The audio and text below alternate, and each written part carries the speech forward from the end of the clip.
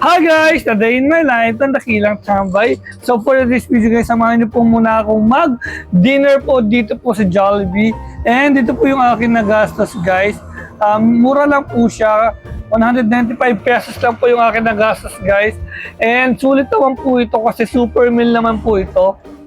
Meanwhile, And finally guys, ay dumating na po yung aking in-orders guys na super meal.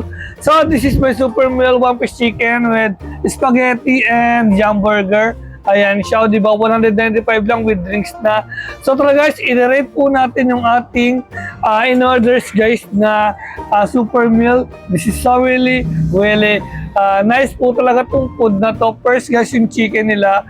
Well guys, as always guys, 10 out of 10. Masarap po talaga yung Chicken Joy ng Jollibee. This is a really great products po talaga. At talaga naman guys, napakasulit po talaga ng mga food po nila.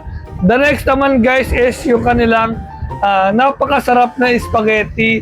Sobrang malinamnam po siyang tingnan and buka talaga siyang premium, hindi po talaga siya mukhang mumurahin lang kasi guys yung sa iba guys mukhang mumurahin pero yung sa Jollibee po talagang premium na premium po talaga siya.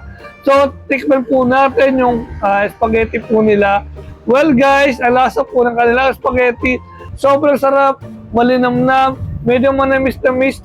10 out of 10 po yung kanilang spaghetti. This is so really great po talaga and napaka-affordable lang po talaga ng kanilang presyo guys.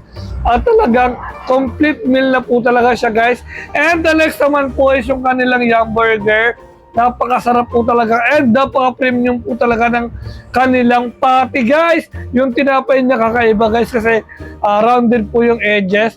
Ang lasa po ng kanyang yum burger is 8 out of 10. Hindi po siya malaki, hindi po siya maliit. Sakto lang po kasi yum burger lang po ito guys. meanwhile, So guys, tapos na po akong kumain guys and dito na po yung aking pinakainan guys.